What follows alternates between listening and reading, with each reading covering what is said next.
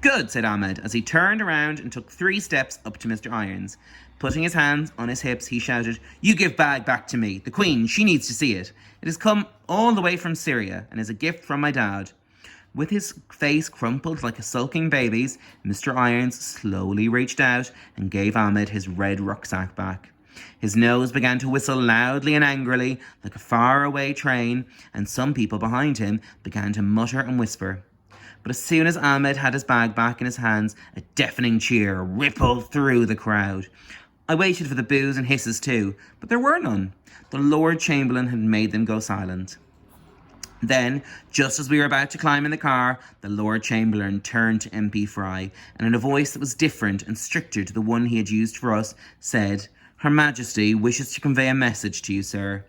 MP Fry stood up straight and held his nose high in the air, almost as high as Mr. Irons. "Yes?" he asked. The Lord Chamberlain continued, his voice very loud and clear. "Her Majesty wishes to thank you for your concern regarding her position as the head of state, but she would like me to remind you that she has been in this honoured position for longer than you have been alive, and as the longest reigning monarch in history, she would also like to remind you of the depth and breadth of her knowledge as regards her duties and limitations." MP Fry looked as if he didn't know what to say, and behind him, reporters and cameramen and lots of people in the crowd giggled and whispered. Then, as if his teeth were trying to stop the words from coming out, he replied, "Please thank Her Majesty for her kind reminder." The Lord Chamberlain smiled, and after making sure we were all seated safely in the car, calmly walked around to the front seat to sit next to the driver. "I think MP Fry just got told," whispered Tom, as the large black car turned smoothly back towards the palace, and another cheer rang through the air around us.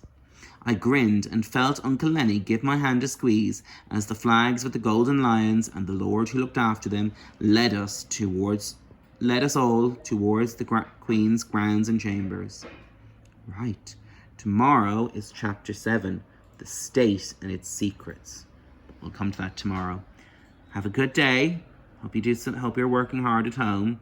Look after yourselves and make sure you're being nice to your parents. Bye.